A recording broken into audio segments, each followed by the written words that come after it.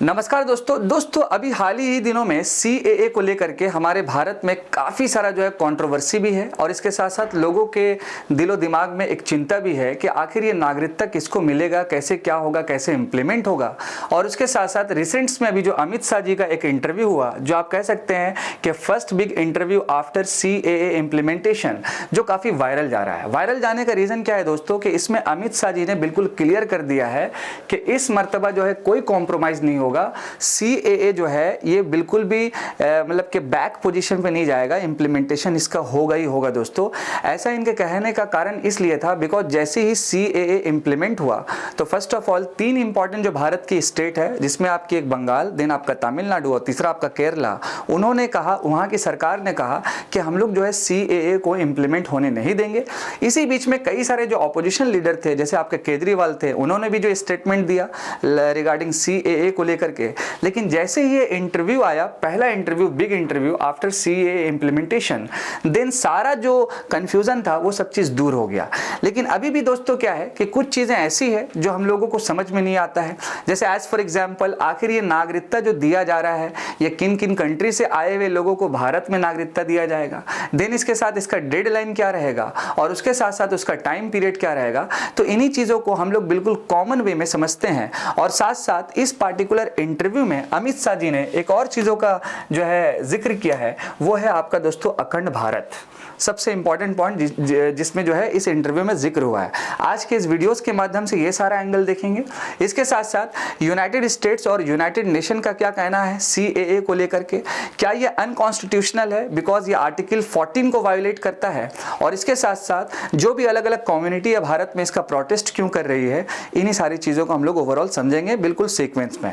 तो first of all हम लोग क्वेश्चन आंसर्स ले लेते हैं कि आखिर ये जो CAA है तो इसका जो इम्प्लीमेंटेशन, देन इसके साथ किसको मिलेगा, ये सारी चीजें हम लोग ले लेते हैं एक एक करके। फर्स्ट ऑफ ऑल तो आपके सामने हम एक कैरेक्टर को बुलाएंगे जो हमारे एक बेस्ट एडिटर है हमारे साथ, तो उनका कुछ सवाल होगा और धीरे धीरे एक कॉमन समझ के चलिए कि एक कॉमन क्वेश्चन आंसर चलेगा जिसमें आम व्यूअर्स को भी थोड़ा थोड़ा उसमें समझ में आ जाएगा। तो प्लीज़ सुजन जी आप आ जाइए। नमस्कार। तो CAA रिसेंटली इम्प्लीमेंट किया गया है अमित शाह के द्वारा। तो एज अ नागरिक, मतलब आम नागरिक के दिमाग में बहुत सारा क्वेश्चंस रहते हैं कि सर CAA क्या है, किस किस देश से के नागरिक यहाँ पे आए हैं, किस किस देश के नागरिक को ये जो है नागरिकता मिलेगी, इसका डेडलाइन क्या है, और इसके बाद इसका डॉक्यूमेंटेशन क्या क्या होना चाहिए, क्या क्या प्रॉपर डॉक्यूमेंटेशन होना चाहिए, या हर किसी नागरिक को ये अप्लाई करना है कि नहीं, वो मुझे समझा दीजिए थोड़ा। देखिए फर्स्ट ऑफ ऑल क्या है कि अगर इस बार भारत में CAA लॉन्च हो रहा है तो भारत सरकार के इसके पीछे का जो कहानी है वो नॉर्मल हम आपको समझा देते हैं। जी सर। इसमें जो आपको नॉर्मल नागरिकता जो मिलेगा, ओवरऑल इसमें जो नागरिकता मिलेगा, तो यहाँ पर आप देख सकते हैं हमारा एक प्यारा सा भारत का है, प्यारा सा भारत हमारा, ठीक है ना। और प्यारा से भारत के ऊपर आप देख सकते हैं कि 2 और कंट्री है, एक है आपका अफगानिस्तान, दूसरा है आपका पाकिस्तान, और इस साइड में आपको एक कंट्री मिलेगी जिसका नाम है बांग्लादेश। तो मैं यहाँ सीक्वेंस में लिख देता हूँ, एक आपका अफगानिस्तान, देन आपका पाकिस्तान और उसके बाद आपका बांग्लादेश। तो इन 3 पार्टिकुलर कंट्री से, जहाँ पर कह सकते हैं कि मुस्लिम मेजोरिटी कंट्री है, यहाँ से आए हुए लोगों को नॉन मुस्लिम, ये रिमेंबर रखिएगा, नॉन मुस्लिम का मतलब क्या हो गया कि आपका हिंदू, देन आपका बुद्धिस्ट, उसके बाद जैन, इसके साथ साथ आपका पारसी, ये सारी जो कम्युनिटीज़ है, क्रिश्चियन भी आप ऐड कर लीजिएगा इसमें। तो ये सारी जो कम्युनिटी है जो इन तीनों कंट्री से आएगी भारत में, इन लोगों को जो है भारत का नागरिकता मिलेगा। आपका जो है इसी में दूसरा सवाल था कि इसके रिगार्डिंग डेडलाइन क्या है।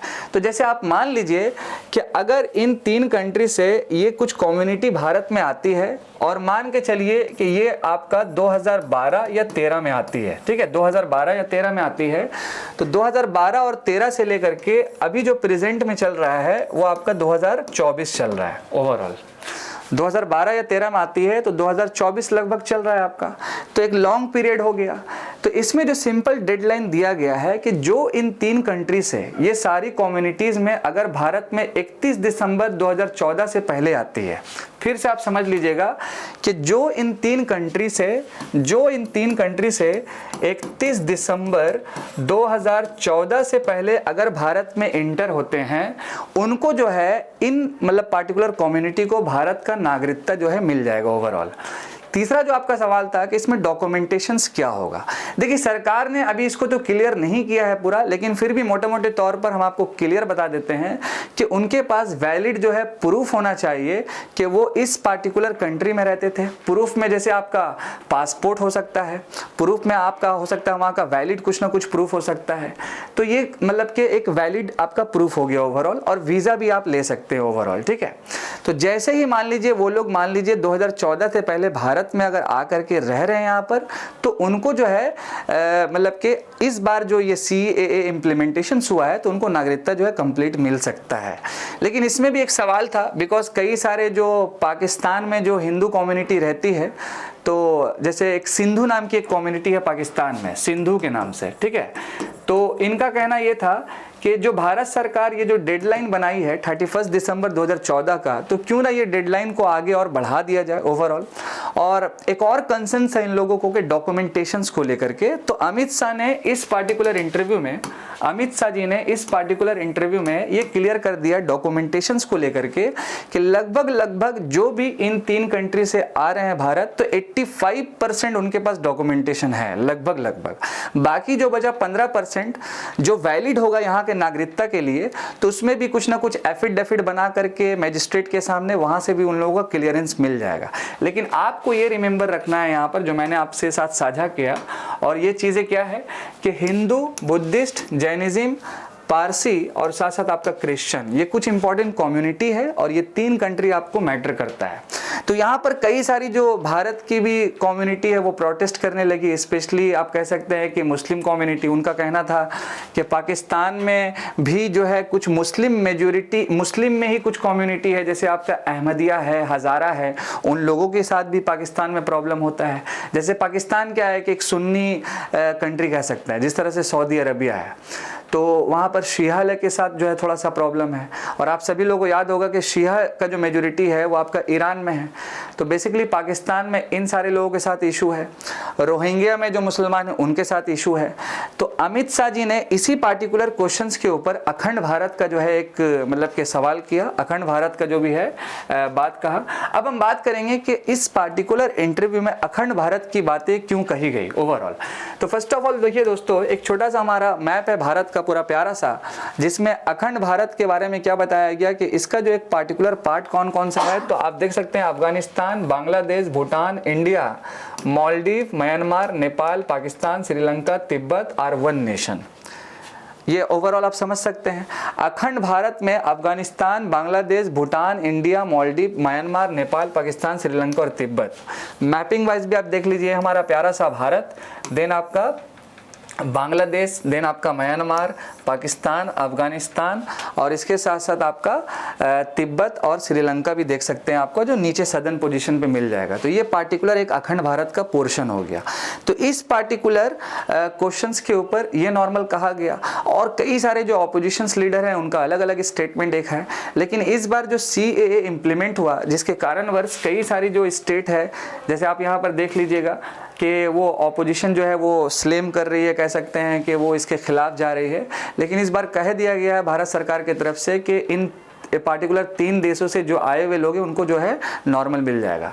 अब हम जो है मेन बात करते हैं कि भारत में सिटीजनशिप जो कानून आया था वो 1955 में आया था, 1955 में सिटीजनशिप जो है एक्ट आया था, और इसका कई बार जो है अमेंडमेंट होता चला गया। इस बार जो रिसेंट्स में अमेंडमेंट्स होकर के साल 2019 में जो अमेंडमेंट हुआ CAA को लेकर के, तो फाइनली इसका इम्प्लीमेंटेशन है वो आपका 2024 को। अब यहाँ पर एक सवाल है दोस्तों जो आपको कमेंट सेक्शन में बताना है कि क्या CAA जो है ये रिलेटेड है आपका NPR से या फिर आपका NRC से। ये कई सारा कंसर्न है, कमेंट सेक्शन में जरूर आप बताइएगा कि CAA का क्या कनेक्शन है NPR या NRC से। अभी रिसेंट्स में जो अमेंडमेंट हुआ था साल 2019 में, जो आपका CAA के कानून में इसी चीज़ों को जो है इम्प्लीमेंट किया गया है साल 2024 में। इस चीज़ को याद रखिएगा। पेरेंट जो कानून है यानी कि शुरुआत का 1955 का, उसमें क्या था कि अगर भारत में कोई आकर के 11 साल रहता है तो उसको नागरिकता मिलेगा। इस पार्टिकुलर कानून में एक बदलाव किया गया है, 11 साल से इसको कम करके टोटल जो है आपका 5 साल कर दिया गया है दोस्तों। और डेडलाइन कितना दिया है, 31 दिसंबर 2014 का, ये आपको रिमेंबर रखना है। आई होप दोस्तों। हाँ, इसमें एक और इंपॉर्टेंट बात, इसमें क्या हुआ, एक और इंपॉर्टेंट चीज है कि यूनाइटेड नेशन और यूएस ने एक्सप्रेस किया concern about Indian religion based citizenship law को लेकर के। मैंने वही एंगल आपको बताया। मैंने कौन सा एंगल बताया कि इसी पार्टिकुलर पाकिस्तान में आपका अहमदिया कम्युनिटी है, देन आपका हज़ारा है, एक आपकी रोहिंग्या कम्युनिटी जो आपकी म्यांमार में है। मैंने ये एंगल बताया। तो आखिर क्यों भारत जब एक डेमोक्रेटिक कंट्री है तो रिलीजियंस को लेकर के सिटीजनशिप लॉ क्यों ला रही है, ये यूएस और यूएन का कंसर्न्स है। तो इसको भी जो है काउंटर किया गया उस पार्टिकुलर इंटरव्यू में। और बेसिकली दोस्तों भारत में भी कई सारा प्रोटेस्ट चल रहा है, और स्पेशली जो प्रोटेस्ट चल रहा है वो आर्टिकल नंबर 14 को लेकर चल रहा है, जो इक्वलिटी बिफोर द लॉ की बात करता है। आई होप दोस्तों मैंने सीएए के इस पार्टिकुलर वीडियोस में कई सारा एंगल को रखा। आप कमेंट सेक्शन में जरूर हमारा एक आंसर्स दीजिएगा। बाकी मिलते हैं अगर कुछ अपडेट होता है कि क्या आगे आगे पोर्शंस जो भी नॉर्मली चलता है। मैं आपका दोस्त और आपका होस्ट अदनान सर, हमारे साथ जुड़े हुए और बने हुए रहें। Thank you so much. जय हिंद दोस्तों।